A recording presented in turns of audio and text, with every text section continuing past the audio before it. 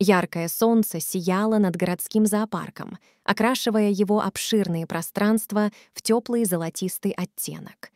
Это был идеальный день для того, чтобы побыть на улице, и казалось, что всему городу пришла в голову та же идея. Дорожки зоопарка кишели людьми, всем не терпелось увидеть множество существ, которые называли это место своим домом. Мелодичная болтовня возбужденных школьников плавно сливалась со странным шепотом туристов. Семьи с маленькими детьми пробирались между экспонатами, каждый из которых был более увлекательным, чем следующий, делая снимки и указывая на них широко раскрытыми от удивления глазами. Львиный рык, красочный танец попугаев и игривые выходки обезьян в их натуралистических местах обитания были сценами прямо из документального фильма о природе. Куда бы вы ни посмотрели, везде шла оживленная дискуссия о животных, их привычках и местах обитания. Старейшины делились историями, дети задавали бесконечные вопросы, и все пребывали в состоянии чистой радости. Однако среди всеобщего веселья и изумления выделялся юный Лиам, мальчик лет 7 со взъерошенными каштановыми волосами и большими карими глазами, в которых таился намек на печаль. Его сопровождала Эмили, высокая женщина с резкими чертами лица, безупречно одетая. Стороннему наблюдателю они могли бы показаться просто еще одним ребенком и опекуном, наслаждающимися выходным днем, но реальность была совершенно иной. Время от времени, когда она думала, что никто не смотрит, Эмили слишком сильно сжимала руку Лиама или шептала ему на ухо резкие слова. Радость, которую испытывали другие дети, сменилась тревогой у Лиама, который вздрагивал от каждого жеста Эмили.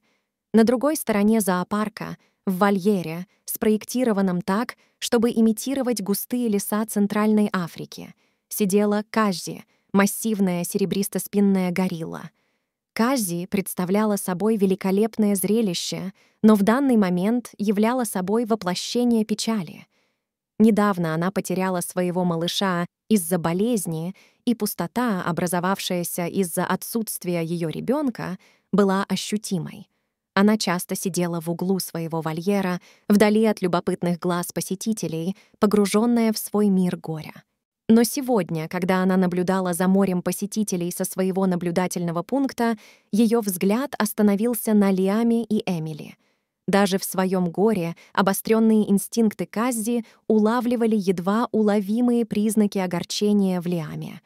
Она увидела в его глазах тот же страх, который был у ее малыша, когда ему угрожал хищник. Она увидела напряженную позу, едва заметное отстранение от Эмили и, самое главное, почувствовала безмолвную мольбу о помощи. Резкое поведение Эмили, ее едва скрываемая агрессия и явная динамика власти между ней и Лиамом напомнили Каззи об агрессивных членах ее собственного отряда. Материнские инстинкты. Каззи, все еще обостренные после недавней потери, нашли отклик в безмолвных криках Лиама. Это было так, как если бы две души, обе омраченные разными трагедиями, узнали друг друга в этой огромной толпе. По мере того, как день клонился к вечеру, а тени удлинялись, бдительность Каззи по отношению к Лиаму ни на секунду не ослабевала. Связь, хотя и невысказанная, и только ощущаемая, была глубокой. В испуганных взглядах Лиама и защитном взгляде Каззи переплелись две истории боли и надежды, напоминая всем об универсальном языке сопереживания и невысказанной связи, разделяемой всеми живыми существами. Солнце клонилось к закату, отбрасывая длинные прохладные тени на зоопарк, в то время как посетители продолжали свои исследования. На заднем плане заиграла тихая мелодия. Лиам со своим ангельским личиком был поглощен своей игрушкой, маленьким заводным медвежонком, который при заводке пел колыбельную. Его рассеянность отразилась на Эмили, которая была поглощена разговором со старой знакомой, с которой случайно столкнулась. Увлечённый мелодией, Лиам не заметил, как игрушка выскользнула у него из рук и покатилась к вольеру Каззи.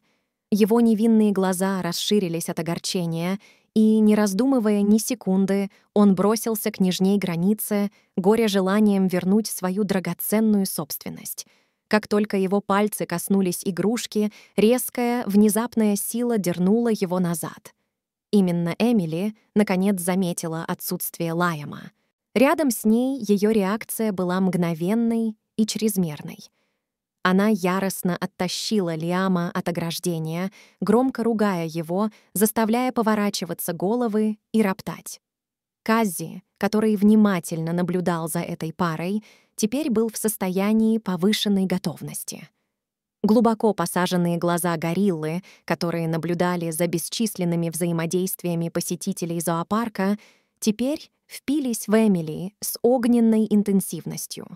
Резкое, яростное движение вкупе с ощутимым страхом и страданием Лиама пробудили в Каззи что-то первобытное, материнскую волну, внутреннюю потребность защищать. Каззи одолел ее с удивительной ловкостью. Каззи воспользовалась небольшой щелью в своем вольере, неисправной защелкой ворот, которую не заметили во время утренней проверки безопасности. Пока посетители ахали и показывали пальцами, массивная горилла сделала свой ход посреди нарастающего хаоса. Люди кричали и разбегались во все стороны. Каззи быстро, но осторожно приблизился к Лиаму, прежде чем кто-либо успел полностью осознать ситуацию. Она деликатно подхватила его на руки, создав защитный барьер между мальчиком и его агрессивной мачехой. Паника теперь была безудержной. Громкоговорители зоопарка заревели, объявляя о чрезвычайной ситуации и призывая посетителей спокойно эвакуироваться. Работники зоопарка и службы безопасности мобилизовались и бросились к вольеру Каззи. На их лицах были написаны беспокойство и решимость. Эмили, на лице которой застыла маска ужаса и замешательства, звала Лиама, но ее крики были заглушены всепоглощающим хаосом вокруг нее. Издалека сцена выглядела как готовящаяся катастрофа. Горилла, держащая на руках ребенка, воплощает в жизнь самый страшный страх каждого посетителя зоопарка. Но более пристальный взгляд на записи камер видеонаблюдения показал совершенно иную историю. Оказавшись в укромном уголке своего загона, Каззи села, баюкая Лиама на руках. Мальчик, вместо того, чтобы выказывать признаки страха или огорчения, казалось, растаял в ее объятиях. Массивные пальцы гориллы нежно гладили его по волосам, ее глубокое ворчание было мягким и успокаивающим. Это была интимная, душераздирающая сцена. Скорбящая мать и ребенок, с которым плохо обращались, находили утешение в объятиях друг друга. Кадры с камер видеонаблюдения, показанные позже руководству зоопарка, нарисовали картину, которую невозможно передать словами. Это было свидетельством глубины эмоций и понимания, которые выходят за рамки биологических видов, связи, мгновенно возникшей в разгар паники, красноречиво говорящей о врожденных материнских инстинктах и всеобщей потребности в комфорте и защите. Сразу после инцидента в зоопарке началась бурная деятельность. Местная полиция при содействии опытных дрессировщиков зоопарка усердно работала, чтобы обеспечить безопасность как Лиама, так и Каззи. С предельной точностью им удалось разделить этих двоих, гарантируя, что при этом ни ребенок, ни горилла не пострадали. Когда Лиама передали ожидающим парамедикам для рутинного осмотра, Каззи, все еще излучающую ауру защитного неповиновения, отвели обратно в ее вольер. Внутри административного здания зоопарка царила мрачная атмосфера. Высокопоставленные члены администрации зоопарка, наряду с полицейскими, собрались вокруг монитора, воспроизводящего запись инцидента с камер видеонаблюдения. Видео начиналось с того, что Лиам уронил свою игрушку, и заканчивалось трогательной сценой, в которой Каззи бережно прижимает к себе маленького мальчика. Но что привлекло всеобщее внимание, так это промежуточные кадры. Явные свидетельства того, как Эмили яростно дергала Лиама и ее холодные, суровые выговоры. Шепот наполнил комнату, когда серьезность произошедшего стала очевидной. Оскорбительные действия Эмили по отношению к Лиаму были неоспоримы. Видеозапись также продемонстрировала намерение Каззи, не агрессию, а глубоко укоренившуюся потребность защитить ребенка, попавшего в беду. Нежный подход гориллы к Лиаму, ее заботливое поведение резко контрастировали с жестокостью Эмили. Вскоре после этого двери комнаты распахнулись, и в комнату ворвался Роберт, отец Лаяма. Его лицо выражало беспокойство и облегчение. Сердце все еще бешено колотилось после звонка, который он получил по поводу того, что его сын был вовлечен в инцидент с гориллой. Во время воспроизведения видеозаписи его немедленно направили к монитору. Эмоции Роберта колебались от шока до ужаса и всепоглощающей печали. Каждый кадр казался ему ударом кинжала в сердце. Женщина, которая, как он верил, станет маяком любви и поддержки для его скорбящего сына, была самим источником его боли. Когда видео закончилось, в комнате воцарилась тишина. Тяжесть этого откровения давила на всех присутствующих. Лицо Роберта было пепельно-серым, глаза покраснели. Потеря жены стала для него сокрушительным ударом, и в своем стремлении создать для Лиама подобие нормальной семьи он неосознанно пригласил монстра в их жизнь. Чувство вины за то, что он не распознал признаки, гнев на Эмили за ее обман и облегчение от того, что его сын остался цел и невредим, вели внутри него бурную борьбу. Офицер мягко положил руку на плечо Роберта, предлагая молчаливую поддержку. Директор зоопарка, пожилой джентльмен с добрыми глазами, мягко произнес: «Мы поддержим вас всем, чем сможем. Эти кадры будут переданы властям. Ни один ребенок никогда не должен страдать от такого обращения». Роберт кивнул, его голос прерывался от волнения. «Спасибо». Он глубоко вздохнул, собираясь с духом. Предстоящий путь был полон испытаний, юридические баталии, обеспечение эмоционального благополучия Лиама и восстановление пошатнувшегося доверия. Но одно было ясно — он должен был уберечь своего сына от дальнейшего вреда — бытие и восстановление разрушенного доверия. Но одно было ясно — он должен был уберечь своего сына от дальнейшего вреда. Когда солнце село, окрасив зоопарк в золотистый оттенок, дневное мероприятие послужило острым напоминанием о глубоких эмоциях и понимании, которые преодолели пропасть между людьми и животными. Это также высветило сложности человеческих взаимоотношений и то, на что иногда приходится идти, чтобы защитить тех, кого они любят. Дни, последовавшие за инцидентом в зоопарке, ознаменовались бурной активностью, как внутри зоопарка, так и за его пределами.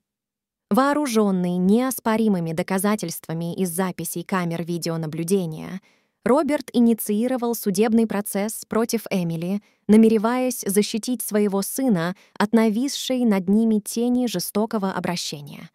Когда судебные документы стали достоянием общественности и были даны свидетельские показания, средства массовой информации ухватились за эту историю, сделав ее заголовком во всех крупных новостных изданиях.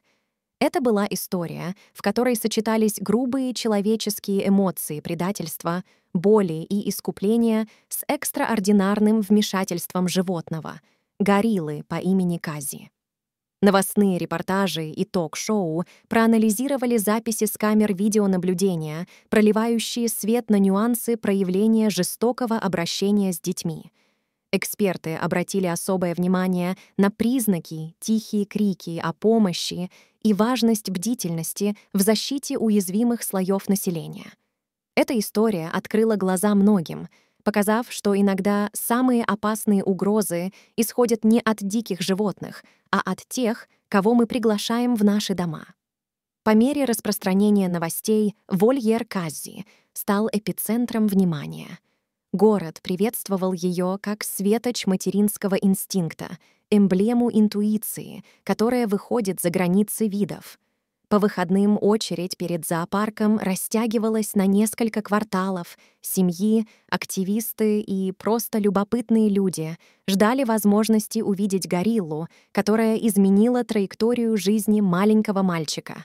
Цветы, открытки и знаки признательности украшали периметр ее ограждения.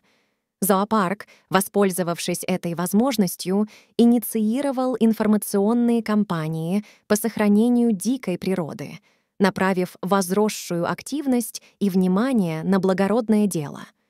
Роберт и Лиам стали частыми посетителями зоопарка. При каждом посещении Лиам со смесью почтения и привязанности стоял у вольера Каззи, часто делился своими закусками или просто махал ей рукой. Массивная горилла, в свою очередь, часто подходила к барьеру, садилась вплотную, не сводя глаз с дуэта, особенно с Лиама. Это была связь, возникшая в момент кризиса, но укрепившаяся со временем, основанная на взаимопонимании, доверии и невысказанной благодарности. Город, ранее не подозревавший о боли семьи, сплотился вокруг Роберта и Лиама. Соседи, школьные учителя и даже незнакомые люди протягивали руку помощи, предлагая поддержку, добрые слова и жесты, которые восстановили их веру в человечество. Стало очевидно, что, несмотря на обрушившиеся невзгоды, коллективная сила сообщества обеспечит исцеление. По мере того, как месяцы превращались в годы, ажиотаж в средствах массовой информации вокруг инцидента постепенно угасал, сменяясь новыми историями и событиями. Но для Роберта и Лиама жизнь изменилась навсегда. Они переехали в дом поменьше, сосредоточившись на восстановлении своей жизни. Вечера были посвящены тому, чтобы делиться историями о матери Лиама, следя за тем, чтобы память о ней оставалась яркой и живой.